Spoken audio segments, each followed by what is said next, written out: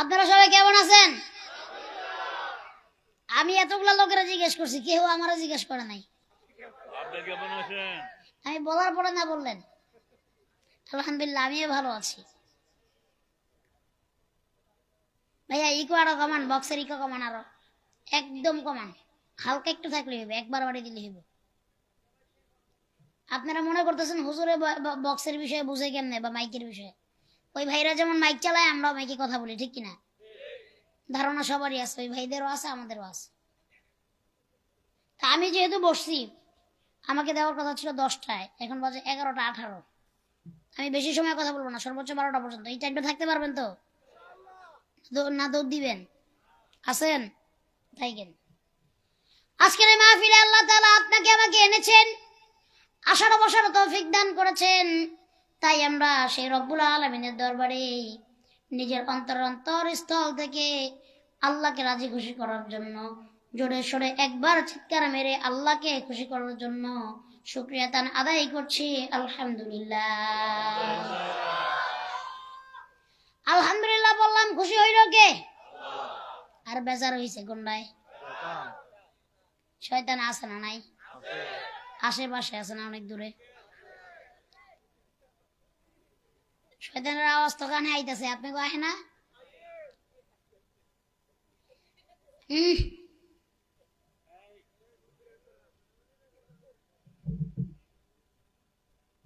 আল্লাহ তাআলা এত বড় নিয়ামত দিলেন আপনাকে আমাকে।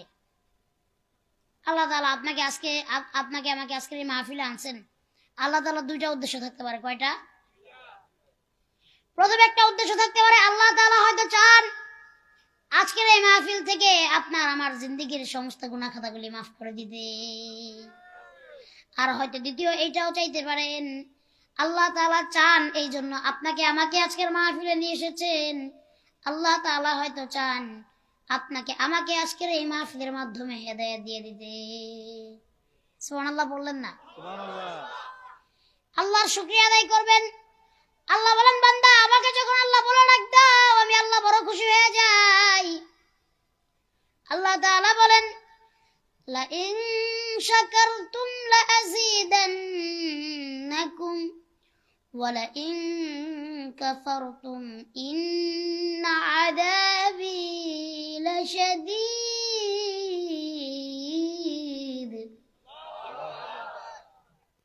আল্লাহ তাআলা বলেন, লা ইন শাকারতুম লা আযীদান্নাকুম, যেই বান্দা আমার নিয়ামত পায় আর নিয়ামতের শুকরিয়া আদায় করে, আমি আল্লাহ পাক রব্বুল আলামিন ওই বান্দার নিয়ামত আরো বাড়িয়ে দেব। ওয়ালা ইন কাফারতুম ইন্না আযাবি লাশাদীদ, যেই বান্দা আমার নিয়ামত পায় আর নিয়ামতের শুকরিয়া আদায় করে না, আমি ওই বান্দার নিয়ামত ছিনিয়ে নিব এবং ওই বান্দাকে জাহান্নামের কঠোর আযাবে আমি আল্লাহ তাআলা নিক্ষেপ করব। নাউজুবিল্লাহ বললেন না? জান্নাতে যাইতে চান কারা কারা? দুইটা হাত রাখুন, আল্লাহু আকবার। আয় আল্লাহ, আমরা যারা হাত দুইটা উঠাইয়া দিছি, আপনি তো আমাদের দিকে তাকিয়ে আছেন আল্লাহ, ভালো করে আমরা জানি। হায় আল্লাহ, আমাদেরকে আপনি জান্নাতুল ফেরদৌস নসিব করে দেন। হাত নামান। জাহান্নামে তো কেউ যাইতে চায় না, সবাই জান্নাতে যেতে চায়। এখন জান্নাতে যাইতে হইলে জান্নাতের যাওয়ার কাজ করা লাগবে। কিন্তু আমাদের এখানে সত্যি কথা বলবেন, আপনার আমার যে পরিমাণের গুনাহ আছে, এই গুনাহ নিয়ে জান্নাতে যাওয়া কখনো সম্ভব না। কিন্তু যাইতে চাই সবাই। যেই পরিমাণের গুনাহ আছে, ওই পরিমাণের গুনাহ নিয়ে জাহান্নাম ছাড়া উপায় নাই। কিন্তু আমাদের যাওয়ার ইচ্ছা হলো জান্নাত, ঠিক কিনা? গুনাহ করতে করতে আপনি আমি আসমান জমিন সমান ভরে ফেলেছি। এই গুনার কোনো হিসাব নাই, আসেনি? এই গুনার জন্য যদি আল্লাহ তাআলা আপনাকে আমাকে ডাক দিয়ে দেন, একটা গুনার হিসাব বান্দার দেওয়ার মতো ক্ষমতা নাই, আসেনি? মরতে আপনাকে হবে, আমাকে হবে। যে মুরব্বী কই যায় জিজ্ঞেস করেন তো। ও অসুস্থ। সারা বাংলাদেশে যে কোনো জায়গায় যায় মুরব্বী কইলে ঝামেলায় পড়ে যায়। কুমিল্লাও একই অবস্থা, মুরব্বী কইলেই তারা শুরু করে। আছে না নাই? আপনাদের কুমিল্লার একজন জনপ্রিয় আলোচক আল্লামা মুস্তাক ফয়জি সাহেব, নাগাইশ পীর সাহেবের দরবারের পীর সাহেব হুজুর কোথাও 1-1.5 বছর আগে 2 বছর আগে কোনো মাহফিলে যেয়ে বলছিলেন, মুরব্বী, এই কথা বলার পরে আল্লাহ তাআলা তার কথাগুলিকে এমনি ভাবে প্রচার করে দিয়েছেন, এখন ছোট আর বড় নাই, হ্যাঁ, বুড়া আর জোয়ান নাই, কইলি কয় মুরব্বী মুরব্বী, আছে না নাই? আচ্ছা দেখেন, এতে করে কি কি হয়েছে জানেন? আলেমদের ফায়দা হয়েছে।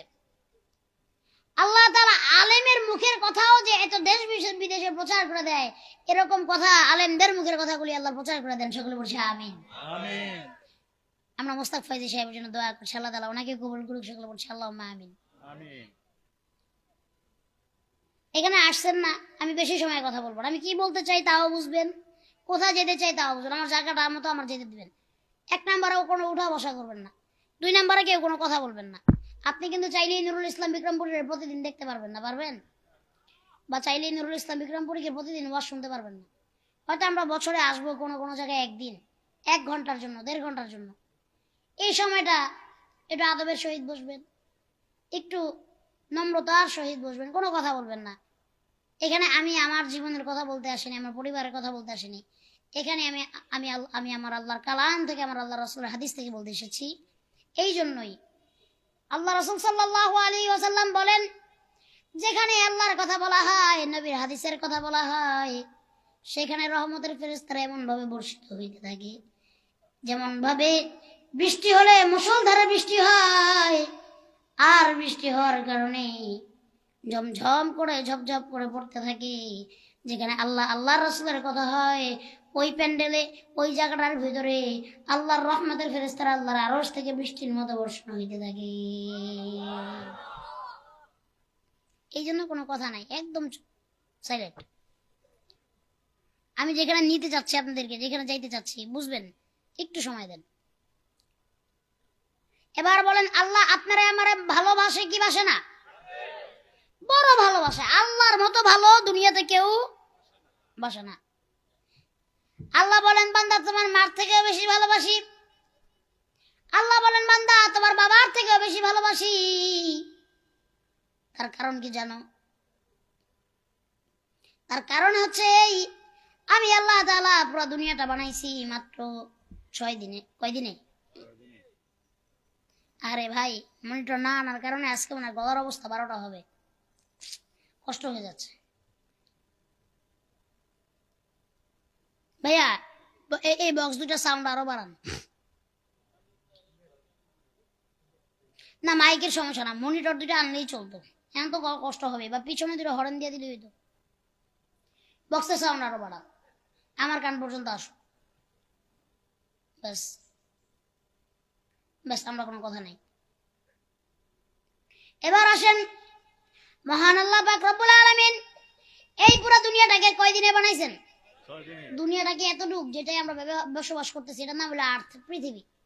এটা 8,000 এই 800 কোটি মানুষের ভিতরে বসবাস করে। কত কোটি? 800 কোটি।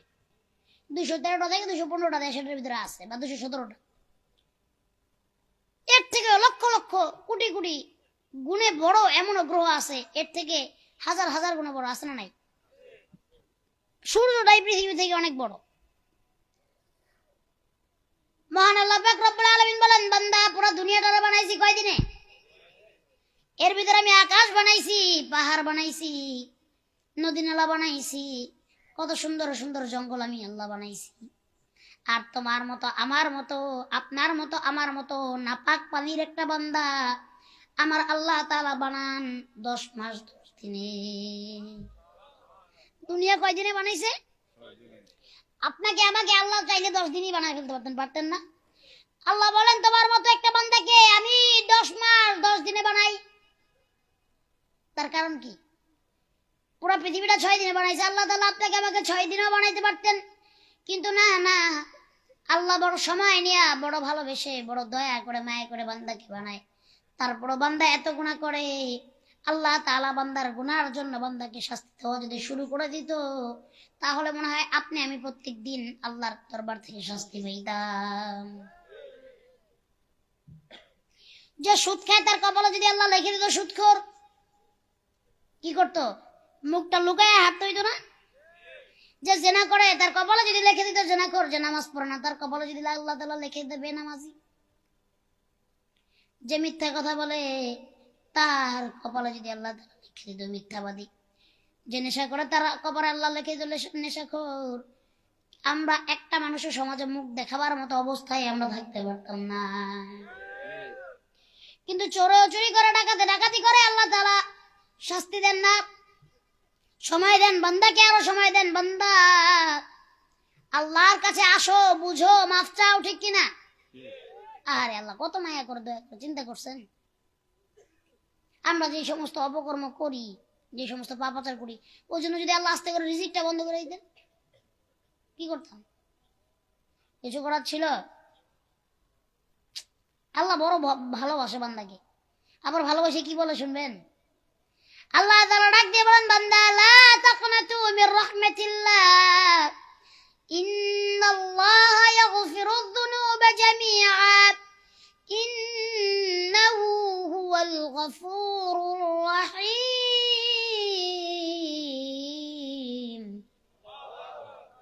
আল্লাহ তাআলা বলেন, লা তাকনাতু মির রাহমাতিল্লাহ, ও বান্দা আমার রহমত থেকে নৈরাশ হয়ো না।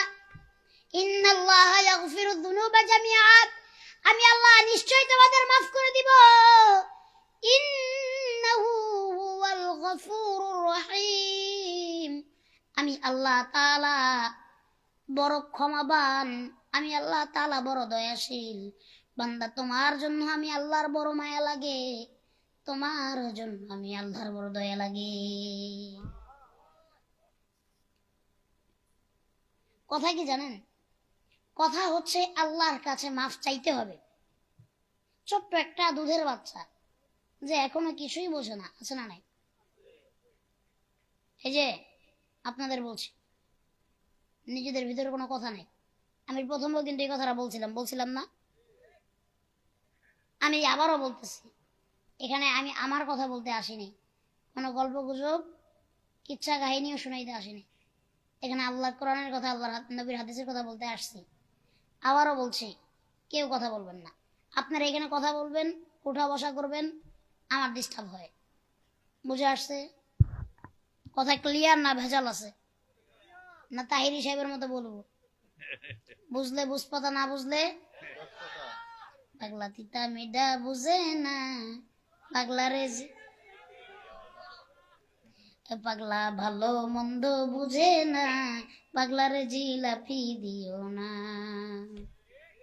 আছে না নাই? মাঝে মাঝে একটু মজাক করে, রাগ করেন না। অনেকে দেখি কি এমন করে, ঘুমের ভাব চলে আসে, তো এই দুই একটা কথা বললে একটু আবার তার হয়, শক্ত হয় আর কি।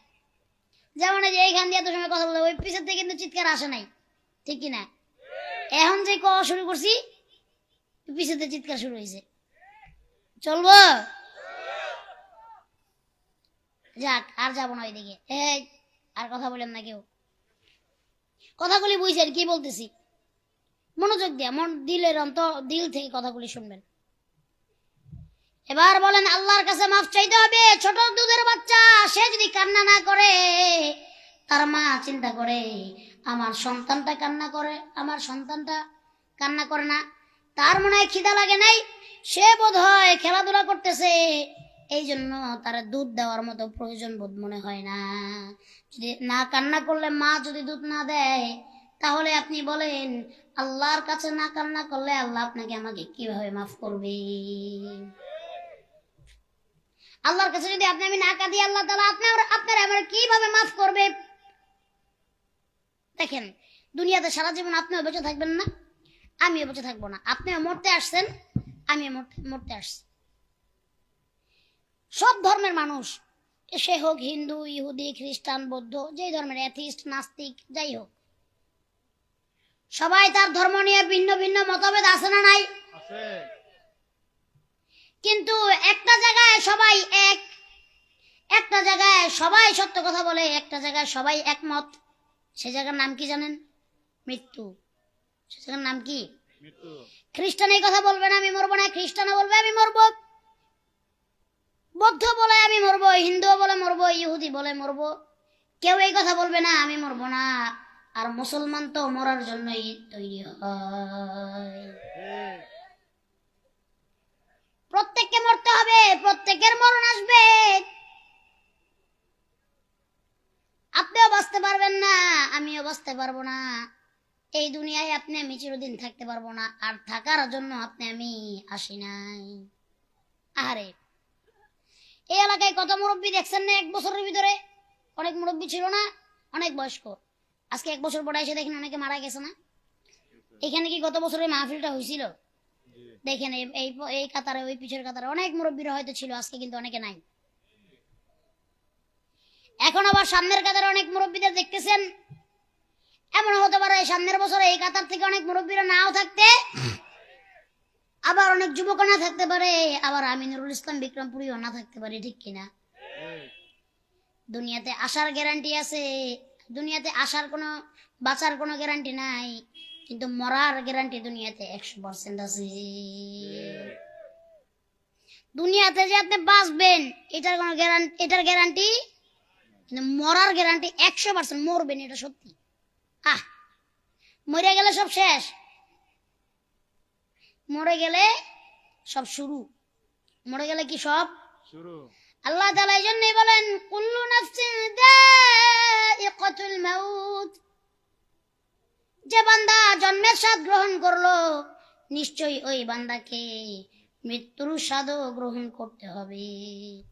মৃত্যু অবধারিত, একদিন আসবেই, আপনারও আসবে আমারও আসবে। ওই হায়াত নামক গাছটির থেকে হায়াতের পাতাটা পড়ে যাবে, আর আজরাইল আপনার আমার সামনে এসে হাজির। কিন্তু মৃত্যুটা 2 কোয়ালিটির মৃত্যু আছে, 2 ধরনের। একটা হলো ইমানদারের মৃত্যু, একটা কিসের মৃত্যু? ইমানদারের। আচ্ছা, আরেকটা হচ্ছে বেঈমানের মৃত্যু। ইমানদারের মৃত্যুটা বড় সহজ হবে, কিন্তু বেঈমানের মৃত্যুটা অত সহজ হবে না। বেঈমানের মৃত্যু বড় কঠিন হবে। এটা কি ওয়াজ হয় না গান হয়? আমি কিন্তু কিছু বুঝলাম না। কিসের গান হয়? ভান্ডারি। আরে মানুষ আফসোস, আজকে কপাল পোড়া হয়ে গেছে, ঠিক কিনা? মানুষ বুঝেও না। মধুমরা শাহজালাল থাক। দরকার। দেখ আমি বলছি ওরা শুনতে পাবে হয়তো, মাইকের আওয়াজ ওদের কানে গেলে। বলেন তো দুনিয়াতে আল্লাহ তাআলা এই যে এত গুনাহ মানুষ করে, কিন্তু কোন গুনার উপরে আল্লাহ তাআলা সব থেকে বেশি রাগ হন? শিরক। এর নাম কি? শিরক। আল্লাহ তাআলা বলেন লা শারীকা লা, বান্দা তুমি আমার সাথে কাউকে শরীক করো না। আল্লাহ তাআলা সূরা আহাদের ভিতরে জানায় দিয়েছে কুল হুয়াল্লাহু আহাদ আল্লাহুস সামাদ লাম ইয়ালিদ ওয়া লাম ইউলাদ ওয়া লাম ইয়াকুল লাহু কুফুয়ান আহাদ। আল্লাহ তাআলা জানায় দিয়েছেন আমি এক, নিরাকার, আমার কোনো আকার, আমি কারোর থেকে জন্ম নেই নাই, আমার কোনো মা নাই, বাপ নাই, আমার কোনো সন্তান নাই, ভাই নাই, বোন নাই। আল্লাহ তাআলা দুনিয়াতে সব থেকে বেশি রাগ হন আল্লাহর সাথে কাউকে জোড়া দিলে। এক আল্লাহ ছাড়া কারো ইবাদত করা যাবে? ওরা খাজা বাবা, কেল্লা বাবা, শাহালি বাবা, মেরালি বাবা, বাবা তো অভাব নেই। আচ্ছা আমার একটা জিনিস বুঝান তো, আমি অনেক বাবা দেখছি বা অনেক বাবা বুঝলাম, আচ্ছা ল্যাংটা বাবাটা কোন বাবা? না এই যে খাজা বাবা, কেল্লা বাবা, এই বাবা সেই বাবা, আমি বুঝতে পারছি। ল্যাংটা বাবাটা কেমন বাবা? আচ্ছা আমার একটা প্রশ্নের উত্তর দেন, যেই লোক সারা জীবন না ল্যাংটাই থাকলো, এই লোক উঠলে তো আমি মানুষই মনে করলাম না। হাঁটুর উপরে কাপড় উঠলে ফরজ তারক হয়ে যায়, আর ওই লোকের তো কাপড়ই নাই, তো তার জামা কাপড়ই নাই, তো সে মানুষ কেমনে? সে তো পাগল, ঠিক কিনা? এই যে ল্যাংটার নামে বা খাজার নামে ওই গান দিয়া তারপরে গাঁজা খাইতেছেন, এই হিসাব বোধহয় আল্লাহর কাছে দেওয়া লাগবে না, লাগবো নি? যারা আজকে এই গান বাজাইয়া এই মাহফিলে কষ্ট দিচ্ছেন তাদেরকে জানাইয়া দিচ্ছি, ওই কিয়ামতের কাঠগড়ায় আপনাদেরকে একদিন দাঁড়াতে হবে। আর কুমিল্লার মতো একটা এত শিক্ষিত সমাজে এখনো কেমনে ভণ্ডপীর মানে ভণ্ডপীররা বিলং করে অথবা ভণ্ডপীরের মুরিদ থাকে আমি এটা বুঝলাম না। বাংলাদেশের যতগুলা জেলা আছে সব থেকে শিক্ষিত জেলা হইলো কুমিল্লা। কুমিল্লার মানুষগুলো সব শিক্ষিত। এই শিক্ষিত মানুষের ভিতরে এই শয়তান ঢুকে কেন আমি তো বুঝলাম না।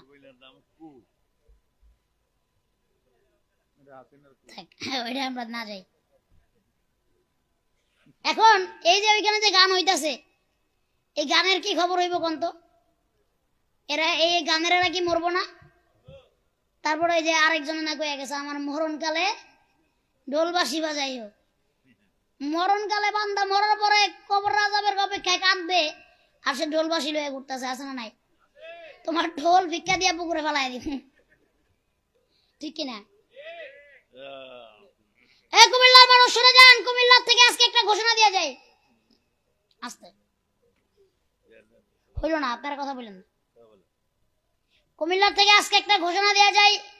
এত বছর কি হয়েছে না হয়েছে কিচ্ছু জানি না, জানারও দরকার নাই।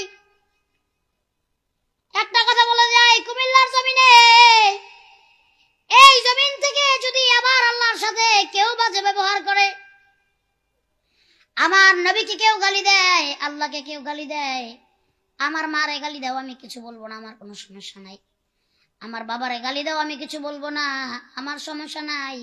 খোদার কসম করে বলি, আমার নবীকে গালি দিবা, আমার আল্লাহকে গালি দিবা, এই কুমিল্লার জমিনে যদি তোমাকে পাওয়া যায়, এই কুমিল্লার জমিনে তোমাকে জ্যান্ত দাফন করে দেওয়া হবে। এই কুমিল্লার যুবকেরা তোমাকে দাঁত ভাঙ্গা জবাব দিবে, প্রয়োজনে এই মাটিতে পুঁতে ফেলবে। অনেক সহ্য করা হয়েছে। আর আমার নবীর নামে, আমার আল্লাহ নামে একটা গালি দিবি, একটা বাজে কথা বলবি, আমার নবীর নামে কলম ধরলে সেই হাত ভেঙে দিব, আমার নবীকে নিয়ে বাজে কথা বললে সেই মুখ থেতলে দিব।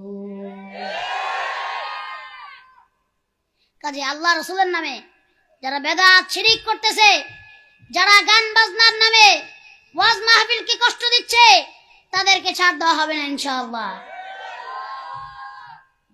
কুমিল্লার যুবকেরা রাজি আছে তো? কুমিল্লার মুসলমান রাজি আছে তো? আল্লাহ তাআলা বুঝার তৌফিক দান করুন। সকলে বলছে আল্লাহুম্মা আমিন। কি কোন সময় থাকে না। এই যে আপনারা একটু নড়াচড়া করবেন, উল্টাপাল্টা করবেন, আমার কথা অন্যদিকে চলে যায়। আমি ওইদিকে যাচ্ছি না, আমি আমার মূল আলোচনায় ফিরে যাচ্ছি। যখন আজরাইল আপনার জন্য আসবে, আমার জন্য আসবে, আসবে কি আসবে না? না, আজরাইল আসলে আমি আমেরিকা বললাম, আমেরিকা আজরাইল চিনে না। আজরাইল আমেরিকা চিনে? আজরাইল মনে হয় ইউরোপ চিনে না, চিনেনি। আজরাইল মনে হয় পাশের দেশ ইন্ডিয়াও চিনে না, চিনেনি। আজরাইল মনে হয় আসমানের উপরে চিনে না, জমিনের নিচে, পানির তলে। এবার দেখেন, আজরাইল যখন আপনার আমার জন্য আসবে, আজরাইল আসার সময় হয়ে যাবে। আল্লাহ পাক রব্বুল আলামিন বলে, বান্দা দুনিয়ার কোন জায়গায় পলায়া তুমি জায়গা পাবা না। কোথায় পলাবেন? আপনি রকেট নিয়ে চলে যান উপরে, এখান থেকেও ধরে নিয়ে আসবে। পানির তলে চলে যান, সেখানে ধরে নিয়ে আসবে। 70 হাত মাটির তলে চলে যান, সেখান থেকেও আজরাইল আপনাকে আমাকে ধরে নিয়ে আসবে।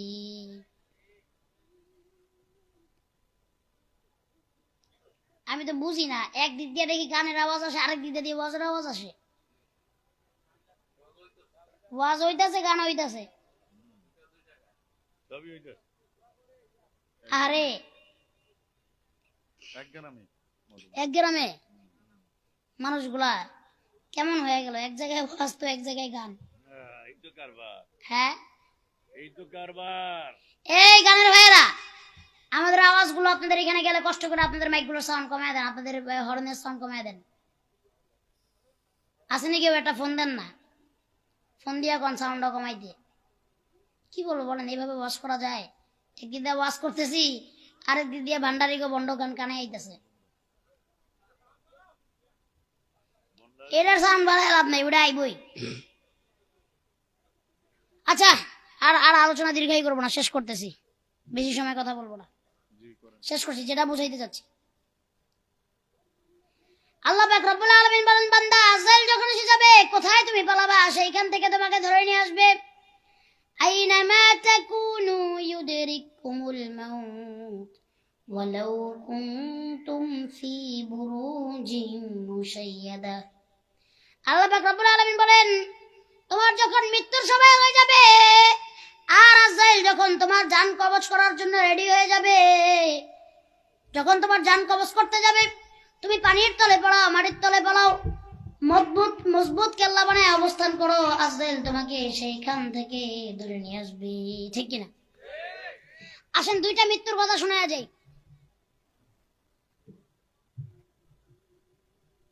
আপনার ওয়াজ কেমন? এক নম্বরে ইমানদারের মৃত্যু, দুই নম্বরে বেঈমানের মৃত্যু। আগে ইমানদারের মৃত্যুর কথা শুনবো। ইমানদারের মৃত্যুটা কত সহজ হবে, কত ভালো হবে। ইমানদার মৃত্যুর সময় মুখে কালিমা পাবে, কোন সুবহানাল্লাহ। দুই নম্বরে ইমানদার মৃত্যুর সময় মুখে পানি পাবে। তিন নম্বরে ইমানদারের মৃত্যু এত সহজ হবে, এত ভালো হবে, এত ভালো মৃত্যু আর কোথাও হতে পারে না।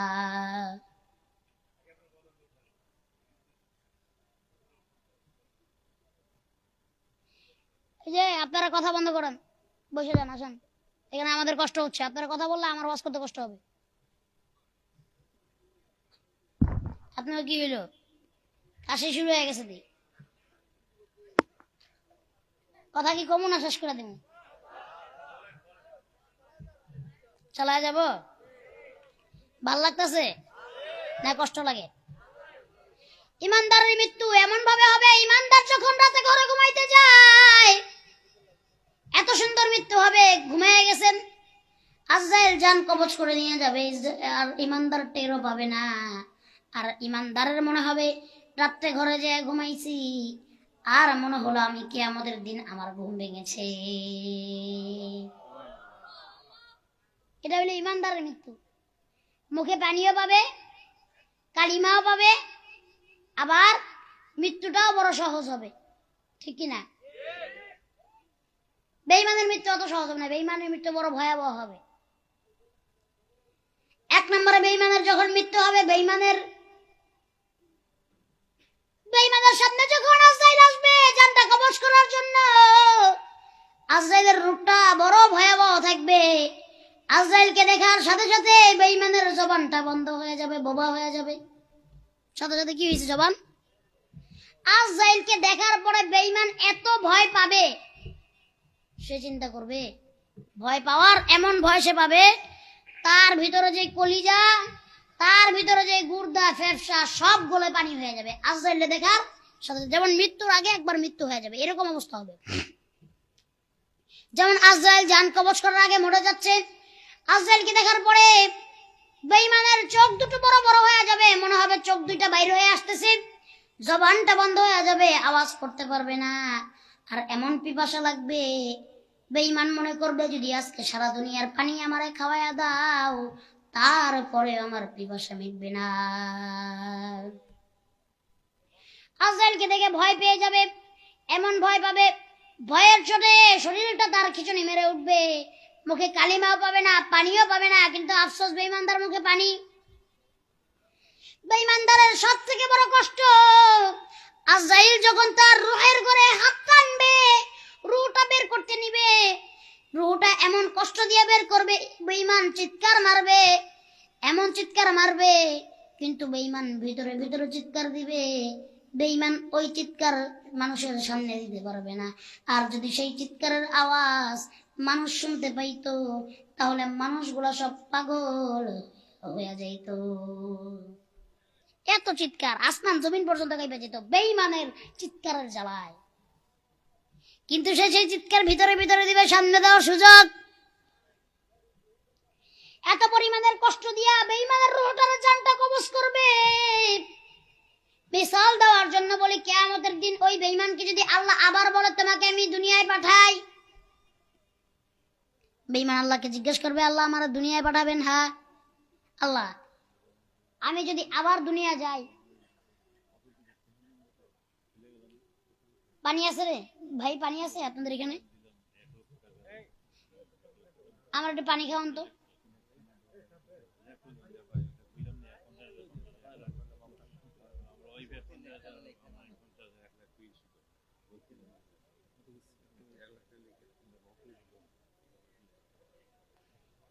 হুজুর আপনি আওয়াজ করেন।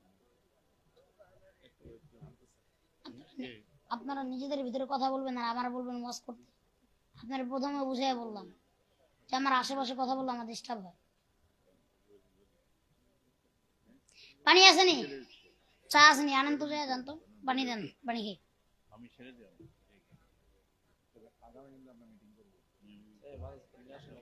শেষ করছে, বেশি সময় আর কথা বলবো না।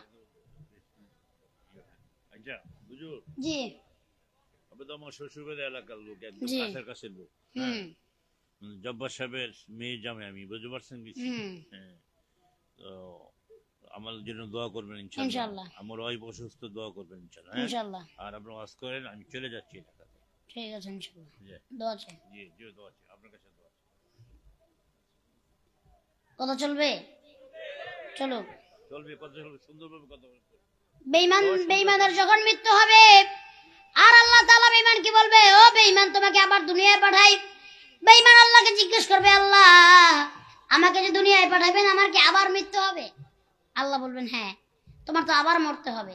এবার জিজ্ঞেস করবে, আল্লাহ আমি যখন আগের বার মৃত্যুর সময় আমি যে কষ্ট উপভোগ করেছি সেই কষ্ট কি আমি আবার উপভোগ করব? আল্লাহ তাআলা বলবেন হ্যাঁ, তুমি মৃত্যুর কষ্ট আবার উপভোগ করবে। বেঈমান বলবে, আল্লাহ আমার গুনাহের কারণে আমাকে জাহান্নামে দিয়ে দাও, তারপরে আমাকে দুনিয়াতে আরেকবার পাঠাইও না। বুঝে আসছেনি কথাটা? আল্লাহ কি বলবে, আল্লাহ গুনাহের কারণে আবার জাহান্নামে দাও, কিন্তু দুনিয়াতে আমাকে আরেকবার পাঠাইও না। বড় কষ্ট, এত কষ্ট দিয়ে জানটা কবজ করবে। এবার আসেন, শেষ করে দিব, আর কথা বলবো না, বেশি সময় আর কথা বলবো না। মরতে আপনাকে হবে, আমাকে হবে। এই যে সোনার শরীর, আপনার শরীর নাই, কত যত্ন করি না আমরা। শীতের দিন ঠান্ডা পানি দিয়ে গোসল করি না, তার কারণ কি বলেন? ঠান্ডা লাগে, শীত করে। একটা ভালো আরামের বিছানা না পাইলে ঘুম আসে না। গোসল করার পরে আবার কত সুন্দর শরীরে হাতে পায়ে তেল পানি দেই, মুখের ভিতরে কত কিছু দেই, শরীরটার যত্ন করি বড়। আরে এই যে একটা শীতের জামা আমিও পরে আছি, একটা শীতের জামা আপনিও পরে আছেন, ঠিক কি না? কিন্তু একটা দিন কি চিন্তা, এই ভাই, ওই যে দুইজন আমি দেখছি, বসেন।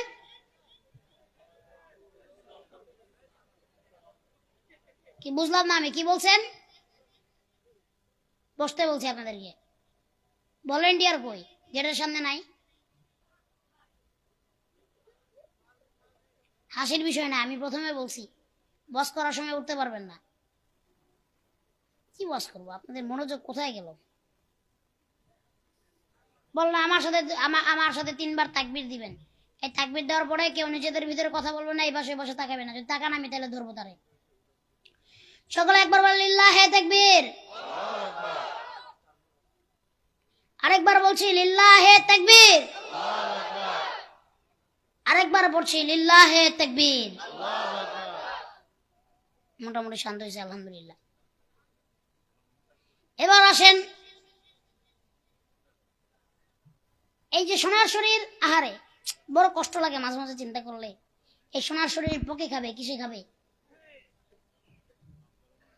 এই সোনার শরীর সাপে খাবে, বিচ্ছুতে খাবে, পোকে কামড়াবে। আহারে এত যত্ন করি, কিন্তু আজকে একটা ভালো বিছানা ছাড়া ঘুম আসে না। ওই মাটির বিছানায়, যেখানে কোনো বিছানা নাই, এই খালি মাটির ভিতরে আপনারা আমার শোয়া দিবে, ঠিক কিনা? যে সন্তানের জন্য এত কিছু করলেন, যে বিবির জন্য এত কিছু করলেন, সেই বিবি সেই সন্তান কোনো কাজে আসবে না। আপনি মরে যাবেন, মরে যাওয়ার সাথে সাথে সন্তান কি বলবে এই কথা? এই যে এত কষ্ট করে কুমিল্লার মানুষ আলহামদুলিল্লাহ অনেক ভালো ভালো ঘর বাড়ি বানাইছে থাকার জন্য।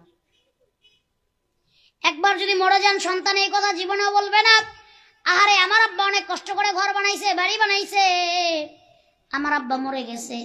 একটা দিন আমার আব্বারে এই ঘরটার ভিতরে থাকতে দিই, বলবে কিনা? 2 ঘন্টা। লিল্লাহে তাকবীর, নারায়ে তাকবীর, লিল্লাহে তাকবীর। মুফতি বশির সাহেবের আগমন। আমাদের শ্রদ্ধেয় ভাজন মুরব্বী মুফতি বশির আহমদ সাহেব